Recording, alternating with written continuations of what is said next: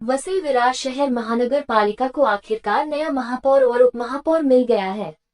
बहुजन विकास अघाड़ी बविया के वरिष्ठ नेता अजीत पाटिल को वसई विरार मनपा का 7वां महापौर चुना गया है, जबकि बविया के ही मार्शल लोपिस को उपमहापौर पद की जिम्मेदारी सौंपी गई है। इस चुनाव से मनपा की राजनीति में बविया की मजबूत पकड़ एक बार फिर स्पष्ट हो गई है। महापौर और उपमहापौर पद के लिए हुए चुनाव में बविया ने बहुमत के आधार पर जीत हासिल की। चुनाव प्रक्रिया शांतिपूर्ण माहौल में संपन्न हुई, जिसमें सभी पार्षदों की मौजूदगी रही। परिणाम घोषित होते ही बविया कार्यकर्ताओं और समर्थकों में उत्साह की लहर दौड़ गई। जगह जगह ढोल नगाड़ों के साथ जीत का जश्न मनाया गया और नवनिर्वाचित पदाधिकारियों को शुभकामनाएं दी गईं। नवनिर्वाचित महापौर अजीत पाटिल राजनीति और सामाजिक कार्यों में लंबे समय से सक्रिय रहे हैं। उन्हें प्रशासनिक अनुभव के साथ साथ स्थानीय समस्याओं की गहरी समझ मानी जाती है। महापौर पद संभालने के बाद अजीत पाटिल ने कहा कि वसई विरार शहर का सर्वांगीण विकास उनकी प्राथमिकता रहेगी।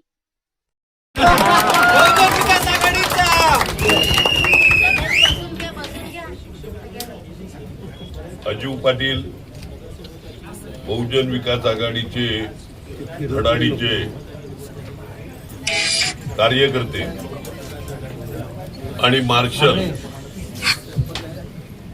उपमहापौर यांची निवड झाली, त्याबद्दल त्यांचं अभिनंदन। जी अपेक्षित होती, फक्त जास्त मतांनी व्हायला पाहिजे होती।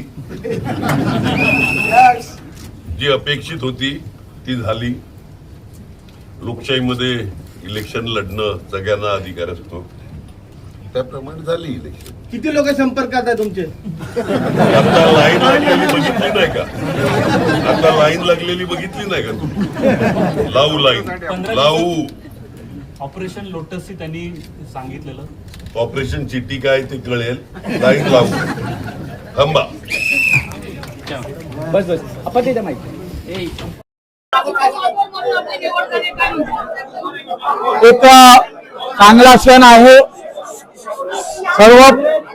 सर्वप्रथम मी आदरणीय पक्षप्रमुख लोकनेते आप्पा युवा आमदार सतीश ठाकूर, माजी आमदार राजेश पाटील, आमचे सर्व महापौर उपमहापौर आणि सर्व जनतेचे सर्व सन्मान्य नगरसेवक नगरसेविका आपले मनापासून आभार मानतो। आणि या वसई तालुक्याला तसंच या संपूर्ण महाराष्ट्राला आप्पांनी आमच्या पक्षप्रमुखांनी एक चांगला उदाहरण दिलेलं आहे की वसई तालुक्यात एक सामान्य कार्यकर्ता देखील महापौर उपमहापौर आमदार खासदार होऊ शकतो।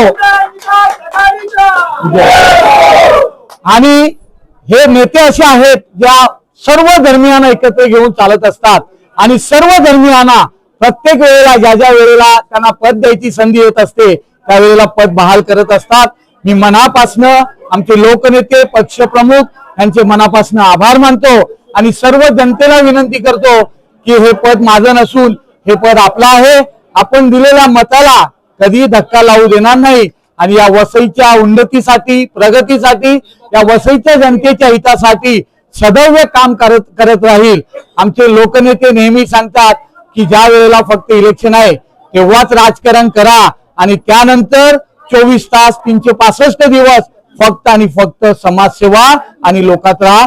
तेच आम्ही नेहमी करत राहू आणि पुन्हा एकदा मनापासून आमचे बहुजन विकास आघाडी आमच्या कुटुंबियाचे मनापासून आभार मानतो। आपल्या सर्व रिपोर्टर्स, आमचे सर्व कार्यकर्ते, आमचे सर्व सहकारी मित्र ज्यांनी ज्यांनी आमच्यासाठी मोठं मन ठेवून आपले फॉर्म मागे घेतले त्या सर्वांचे मनापासून आभार मानतो आणि तुम्हाला शुभेच्छा देतो। हे पद आपल्या सर्वांना मी बहाल करतो।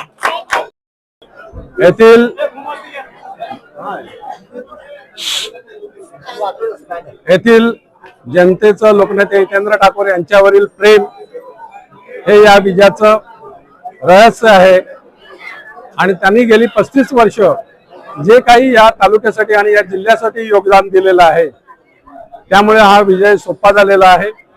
त्याचप्रमाणे त्यांच्या आव्हानाला प्रतिसाद देणारे महाराष्ट्र प्रदेश काँग्रेसचे सपकाळ साहेब असतील, माननीय राजसाहेब ठाकरे असतील, माननीय उद्धवजी ठाकरे असतील किंवा आंबेडकरी जनतेचे सर्व नेते असतील, त्या ज्यांनी या निवडणुकीमध्ये सहकार्य केलं प्रत्यक्ष अप्रत्यक्ष मदत केली.